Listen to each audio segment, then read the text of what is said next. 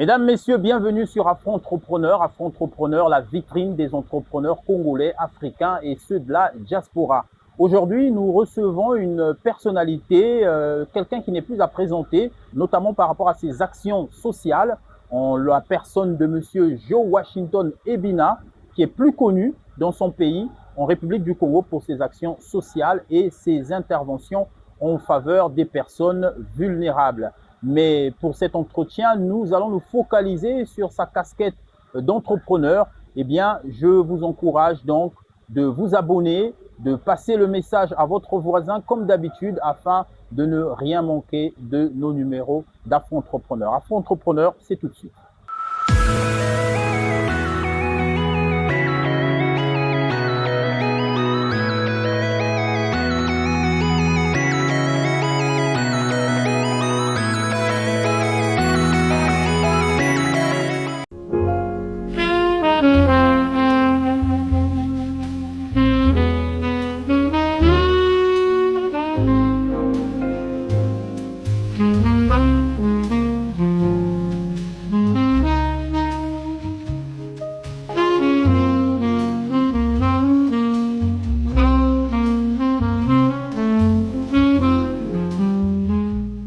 Bonjour Monsieur Joe Washington Ebina, merci d'avoir accepté cette interview.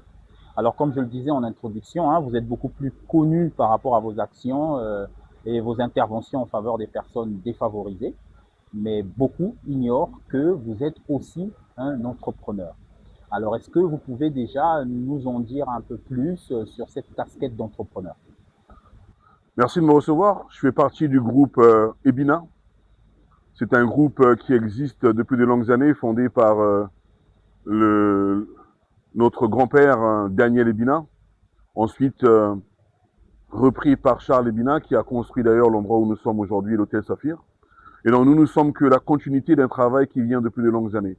Et donc ce travail est dans l'entrepreneuriat, dans la construction, dans l'élaboration des édifices qui aujourd'hui permettent au groupe Ebina depuis de longues années de mener aussi le côté social que vous connaissez, que les Congolais connaissent beaucoup.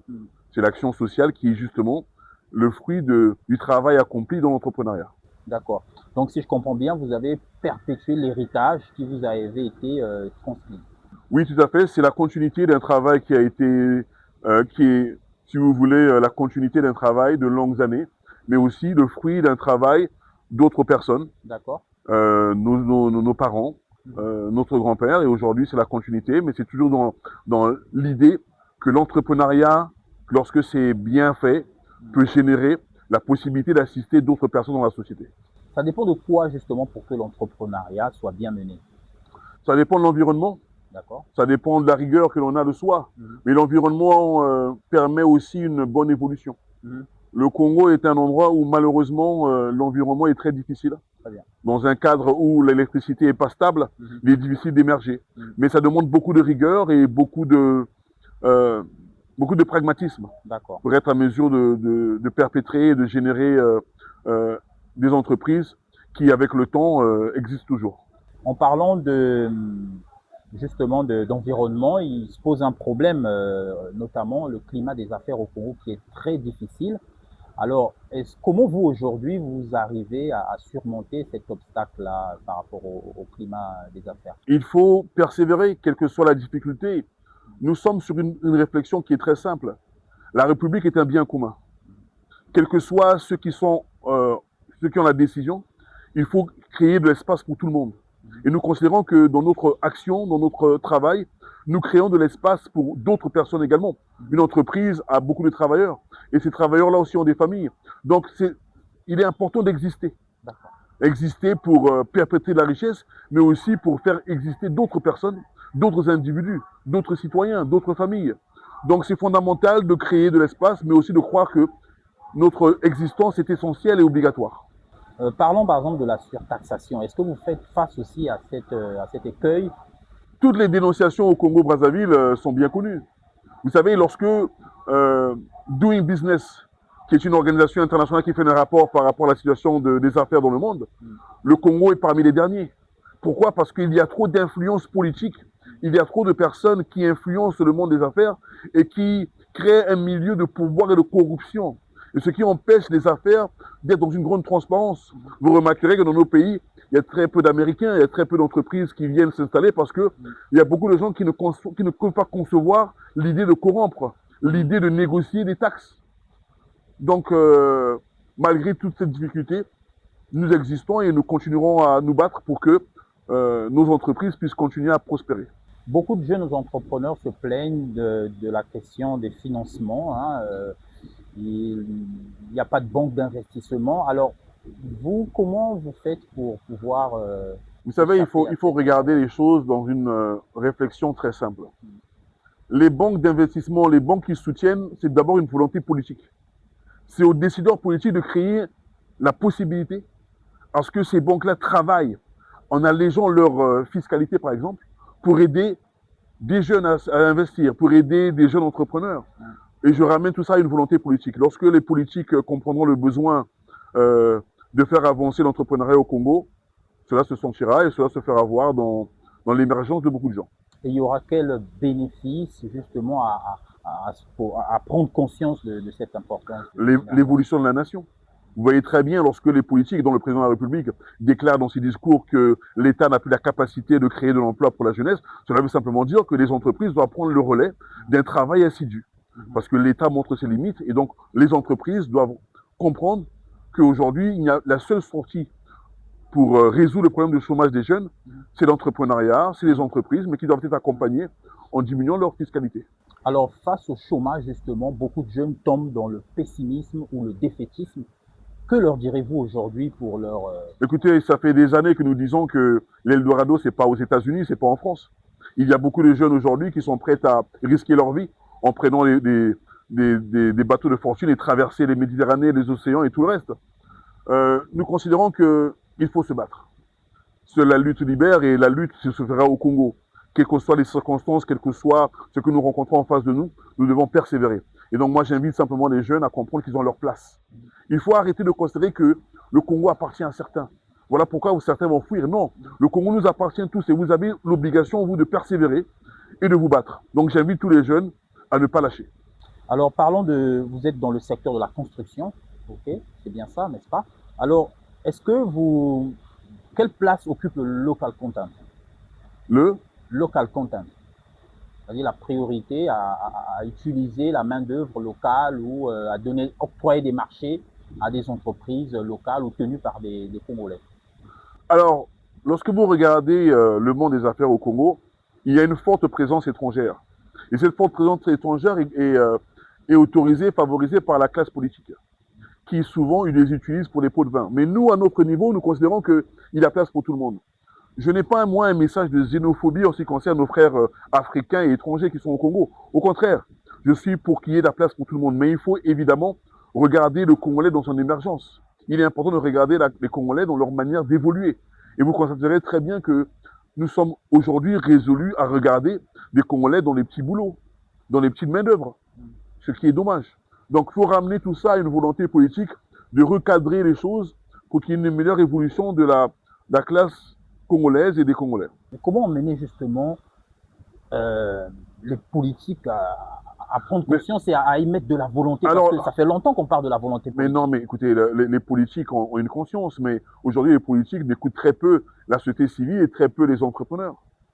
Nous sommes dans un pays où on devrait nous écouter s'il y avait une pression au niveau d'une liberté de vote, une liberté d'entreprendre.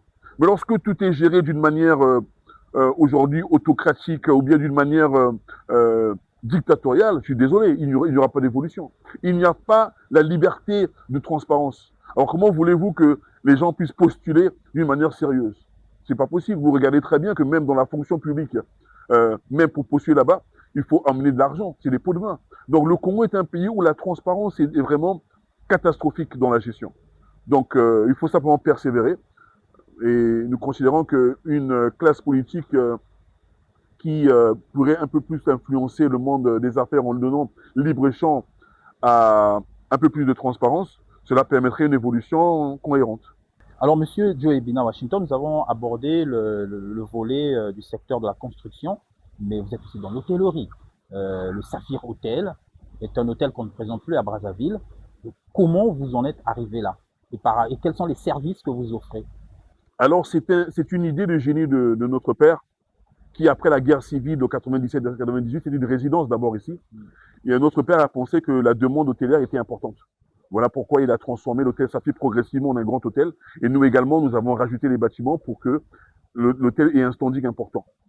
La difficulté au niveau de l'hôtellerie, au niveau de Brazzaville, c'est les services publics qui n'arrivent pas à nous accompagner dans ce qui concerne l'électricité. Ouais. Les problèmes d'électricité sont un frein important dans l'évolution d'un hôtel.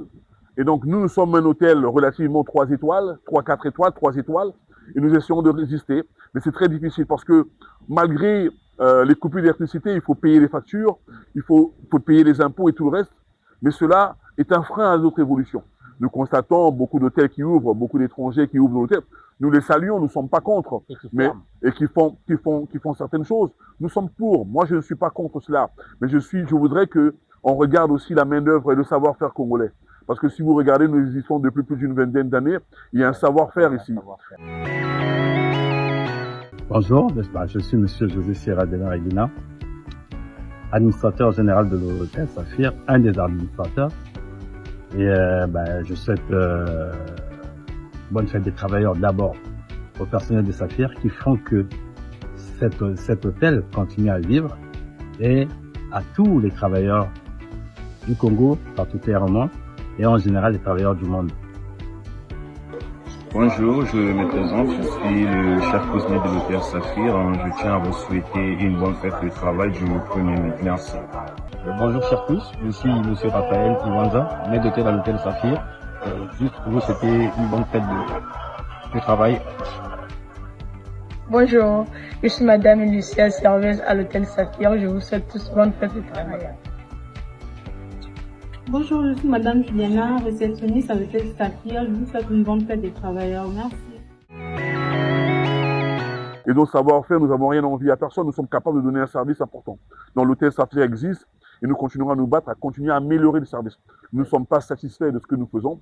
Nous voulons améliorer pour que le service soit donné et que le savoir-faire congolais soit respecté. Quelle innovation comptez-vous apporter très bientôt, par exemple? Non, l'innovation, c'est d'abord remplir les services. C'est d'abord, avant d'innover, il faut d'abord être conséquent. Il faut que l'Internet soit bien visible, bien praticable. Il faut que les services en ce qui concerne le mouvement de certains clients dans la ville soient disponibles. Ce qu'on appelle les shuttles, les véhicules qui circulent. Donc, il y a un travail à faire, mais nous voulons d'abord maintenir notre truc. Aujourd'hui, l'électricité nous pousse aujourd'hui à regarder d'autres options, les panneaux solaires et tout le reste. Donc, nous voulons d'abord stabiliser ce que nous avons pour commencer à regarder d'autres services qui seraient aussi possibles dans les sites touristiques et tout le reste. En tout cas, puisque vous êtes là, l'occasion s'y prête, je profite de vous le dire. J'ai assisté en août dernier à un mariage ici d'une amie et franchement, j'étais resté bouche bée. Le savoir-faire congolais est là. Moi, je salue les artisans congolais, je salue les Congolais parce que je sais qu'avec de la volonté, nous pouvons rivaliser avec les meilleurs. Merci d'avoir accepté cette interview et nous espérons que nous pourrons nous revoir à la prochaine occasion. Merci, c'était un plaisir de vous recevoir. Merci.